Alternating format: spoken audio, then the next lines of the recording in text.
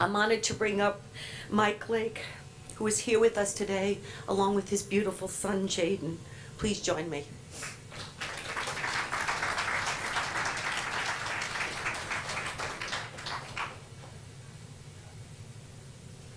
Mr. Speaker, today is World Autism Awareness Day.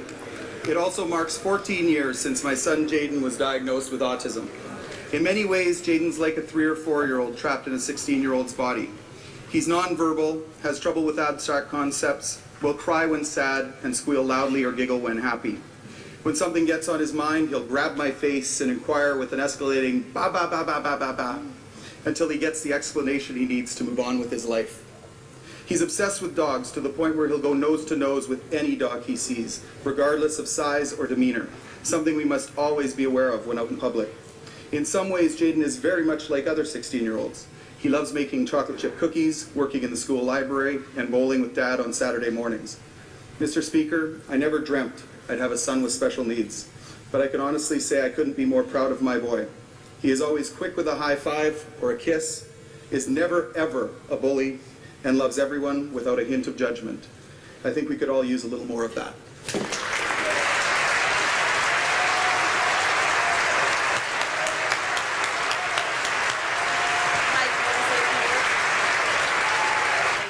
Well, thank you so much. Jaden will want to say a word here too. Come here for a second. Jaden, do you want to say hi?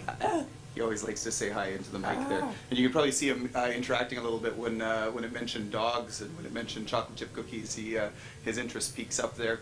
It's funny, actually, I wrote that on a plane as I was flying out to Ottawa one day, and it took me a little while to write it. I wrote it on my BlackBerry, and I handed it to I always second guess everything I do, and I handed it to the flight attendant and said, do you understand what I'm trying to say here? And as she read it, she started crying, and I thought, okay, it's okay. I think I was getting the point across. And I just want to start, if I could, by just thanking the Wrights for the work that you're doing. I mean, it's astounding on behalf of all of our families, and Mrs. Van for taking this on and using the platform that you have to bring those two platforms together and just create something this huge is just fantastic for our families.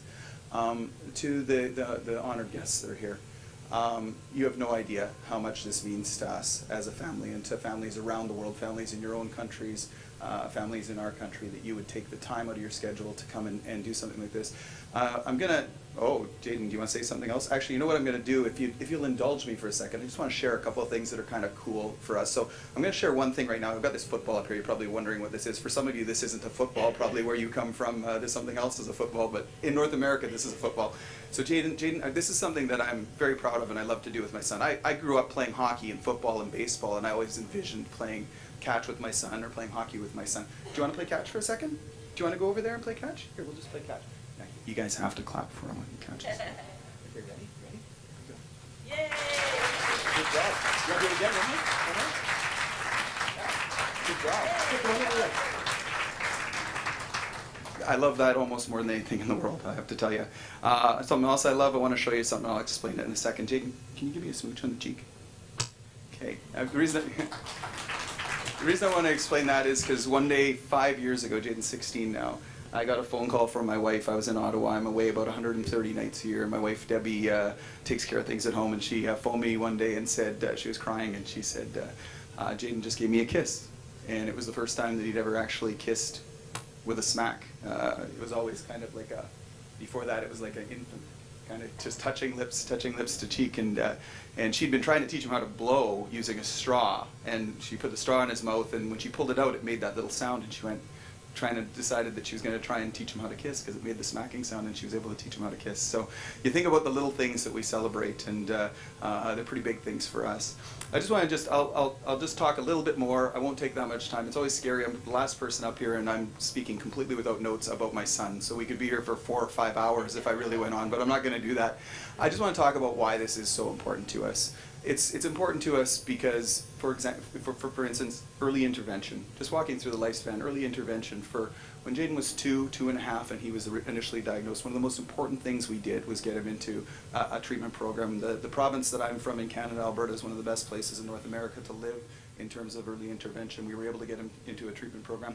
His pediatrician passed away a few years ago, but one of the last times that she saw him, she just saw him around 10 years old and said, your son is a completely different boy than when I first saw him. And she's right. She's right. Through that intervention, we were able, he's certainly not indistinguishable from his peers, as some people describe their kids who have gone through treatment, but he's able to connect with us in a way that's so incredibly important to us and connect with other people. As he gets older, as our families get older, when the kids do something that may seem a little strange or actually sometimes worse, throw themselves down in a grocery store when they're 7 or 8 years old, or in a restaurant, and no one really understands, they wonder why the parents can't control their kids. It's important to have that understanding out there and to have that awareness of what we're going through. Sometimes it can be kind of funny. I'm going to show you something here. These are, in Canada, these are Smarties, so it's just like M&Ms kind of. Jaden's looking at them very carefully because he didn't even know that I had them. But one time we were in a McDonald's, and you know McFlurries that they make at McDonald's? They make them with Smarties in Canada. So, and Jaden loves Smarties. We were in a McDonald's between Christmas and New Year's at West Edmonton Mall, one of the busiest McDonald's in the world probably. And there's about 70 or 80 people in line, and Jaden decided that, well, I'll explain. We were walking out with my arms full, and for one time I didn't have my hand holding Jaden's hand. He got this smile on his face. He's 8 or 9, looks like any other kid.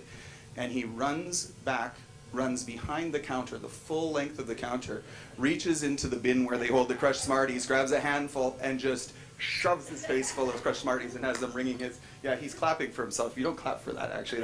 That's not a good thing. It makes for a good story, but it was a little bit embarrassing for Dad at the time. And I had to explain, as soon as I explained that he had autism, there was suddenly an understanding. And everybody got a good laugh out of it. It makes for a good story now. But those are some of the things that our kids do and our family members do, and sometimes it can be really difficult. When Jaden throws himself in the face of a German Shepherd because he doesn't understand the danger, that's not funny. That's scary, and we need people to understand what's going on there. And you know, as he gets older, there's other challenges, vocational challenges. We need people to be aware of the strengths that these kids have and our young adults have. Very, very unique strengths, very concrete things, very systematic ways of thinking that lend themselves to some really great job opportunities and opportunities to contribute in our society where we need them the most. And if we're not aware, if we're not paying attention, we'll miss those opportunities. And so we need to be aware of those, and that's another reason why this is so important here today. The other thing I'll close with is just thinking about lifespan issues. There are no lifespan issues with autism. Kids with autism grow up into adults with autism who grow into seniors with autism, and they live the same average lifespan that you or I would have. As parents, every single one of us, and I know Katie, you can relate to this. You think, what's going to happen to our kids when we're gone, right? And those are other issues that we need to grapple with. And so I just want to leave you with that. I want to thank you so much for including us in your event here today, and just for taking the time out of your schedule to come and see us. Jaden, we'll hang around for a little bit. Jaden will want to give as many of you high fives as he can. I'll warn you ahead of time, they can get kind of intense sometimes, so get your hand up there or you get it right in the forehead. But thank you again so much for taking the time to include us here.